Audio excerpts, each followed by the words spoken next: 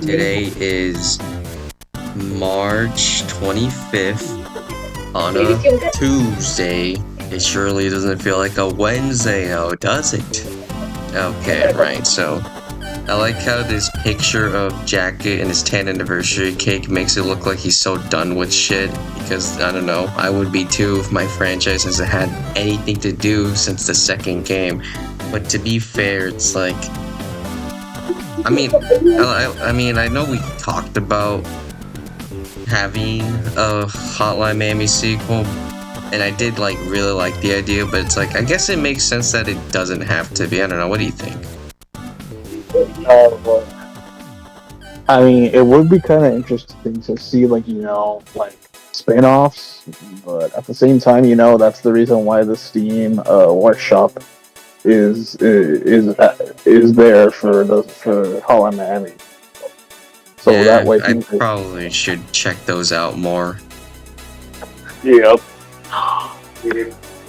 Because it's like I haven't touched it for years since beating the second game. I mean, we did touch a couple of those workshop items, such as the goddamn Steam Hands one, the best classic one, and Super Mario 1-1 recreated in Hotline Miami, and then the Glowbox. The Rayman one. The Rayman Glowbox goes to. I was gonna say Burger King, but no, it was a fucking Cluckenbell, right? Or Burger Slop. Burger Slop. Burger Shot. Burger Slop. Shit, Rockstar predicted slop? Boy slop? Okay, it's whatever. But yeah, just, Glowblock's model in Hotline Miami 2 was hard. Also, the Carl levels. I mean, if anybody cared about that, I cared about it. It was alright. Actually, never mind. I remember that being hard as shit. No, they're not alright. They're fucking ass. But okay, enough of that. Yippee. There was also the, Wait a minute. I remember somebody made a Prologue comic. Yeah, what happened? Remember the Flatline Miami level? Flatline Miami? No, Flatline Miami. Yeah, I was gonna mention that, but I forgot its name. But now that you remembered, I know it's the fucking. It's the top of the era, 2017, or was it 2000? I mean, 2017 or 2016 kind of memes era shit, where it's like you just have wow, it's like going way back, and it's so cool because it was also pretty fun to play as, and no, I'm dead serious. I think the maps weren't even that bad. Sure, there were some bullshit chapters, but compared to any other workshop item at the time, and even for a couple years later, it's it was probably pretty good. Okay, all right. I still think the Steam Hand one's the best one, though. I mean, because those levels actually play like levels. It's just funny. Yeah. I say that, but I just remember that the same creator made a Simpsons shit. It's where I got that fucking infamous picture of Bart Simpson fucking murdered on the ground by the fat biker. That's funny. I like how I've been posting that for so many servers that no one has at least questioned it. They just see it and they're just like, okay. It's like they're fucking used to it. I don't know what kind of Simpsons episodes have they fucking watched where Bart Simpson is fucking gutted on the fucking ground, but hey, it's fucking cool as shit. It's funny. It's crazy even, but it's just really what you call the peak of modding when it came to that era of just Hotline Miami 2. And yeah, I mean, we haven't touched it since 2022, so it's probably been added a whole couple stuff, but I mean, with how long ago it was, it's I really want to know if people kept the entrance going with more new mods and shit.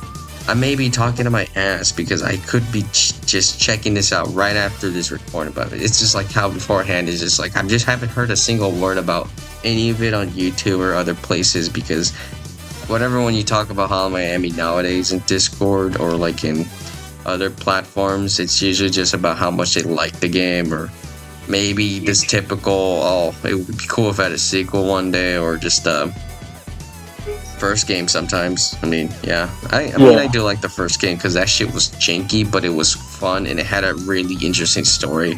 I mean, I kind of understand why most people would probably prefer the second game story, but I just like one story a lot more. Yeah. I really liked having a character that doesn't even talk and you're just left to fill in the pages of what is going on and what shit he's even going through, especially within those dream segments. And it's just nice, like the payoff at the end where you're just smoking in the rooftop and you're just like left the player just in awe of just like the things he just did or everything else. It's kind of funny that we just played through that shit before Max Payne. But in that, it's like, yeah, just it's just really simple and it's really nice, and like the many theories that people make up or just get revealed was just even nicer. It's the icing on the cake. But also the gameplay was like, yeah, it like when you play like 2 before 1, which is what I did, it just kind of felt straight away that 1 was completely jank, but it still had a lot more to offer because of the mask roster. Sure, Hotline Miami 2 introduced a whole bunch of characters with their own like abilities and shit, but then you get the first game where it's like 20 plus masks and they all do different things. Sometimes they're just really shit, but most of these masks just have something special that changed the gameplay completely for whichever level you're going for, which is what I like. And they're also represented in animals, so it's like you can always just pick whichever animal you really like using besides the abilities they give off. It's just cool. It's like a whole bunch of modes that you're given that's not even on the main menu screen. It's just only in the level selection, or at least post level selection, you know. Really good game. Really cool way to be able to replay it even after the first time and all that. Oh, speaking of Hotline Miami, remember when we tried to make our own Hotline Miami stories? I don't remember if we did make the stories, or unless you're referring to like the comics that we were reading. Comics, yeah. And then we try to post, try to connect it into the games, try to make our own stories, try and connect it into the games. Yeah, I remember each character has like actually to make like a concept fan fiction, like trying to like tie in wildlife. Was that what the comic was called? Wildlife, that's the one. Yep. Yeah, to like the mainline. And also I guess the car comic works too, but technically that one is actually canon. But whatever, just yeah, it was like really fun because I mean at first I know we didn't complete wildlife until like a few months later, but it was just kind of nice just that's how it's not like a completely connected story since it's its own thing and it has like a whole different vibe to it too, despite the time setting it's supposed to be taking place in. But I feel like how interesting it is for like just you have like 2 separate characters, or I guess 3 if anything, and they just have like completely interesting but different motives, especially the Russian guy being like the most interesting out of the 3 since he really was working against the enemy team that he represents. But other than that, it's like I liked how unexpected it kind of was. It was kind of weird just having that whole startup, but then like the guy just being straight away in the hideout place, and then you're given flashbacks with expositions. Honestly, I kind of preferred if the flashbacks were the build up instead of just like after the introduction.